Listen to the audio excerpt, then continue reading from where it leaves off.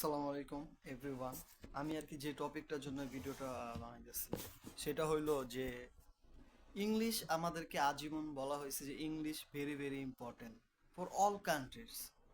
হ্যাঁ, যে কোনো কান্ট্রি যে কোনো দেশে ইংলিশ লাজিম মাস্ট প্রয়োজন। তো আমার হিসাবে প্র্যাকটিক্যাল আসার পর আমি মধ্যপ্রাচ্যে যে দেশগুলো আছে কুয়েত, কাতার, সৌদি আরব, হ্যাঁ, ইয়েমেন, ওমান যা আছে মধ্যপ্রাচ্যে যে দেশগুলো আছে সেগুলো ইংলিশ ভালো ভালো পজিশনে যারা আছে তারা বুঝে, তাছাড়া ইংলিশ কেউ বোঝে না। যেমন মধ্যপ্রাচ্যে আরবি চলে, আরবি তাদের।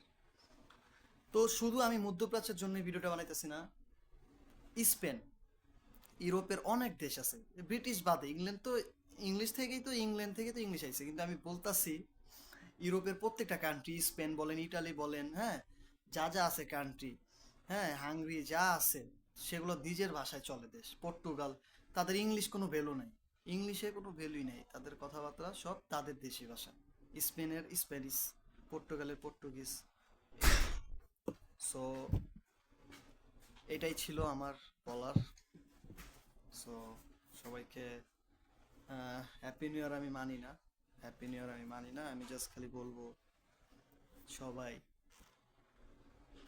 মানে হয়তো বা ড্রেস আপে আমার এই জিনিসটা বলার মানে যে মানায় না, তারপর আমি বলবো আমি হ্যাপি নিউ ইয়ার মানি না। তো ইনশাল্লাহ আমি একদিন পরিবর্তন হব, ইসলামিক আইনে চলবো ইনশাল্লাহ। আসসালাম।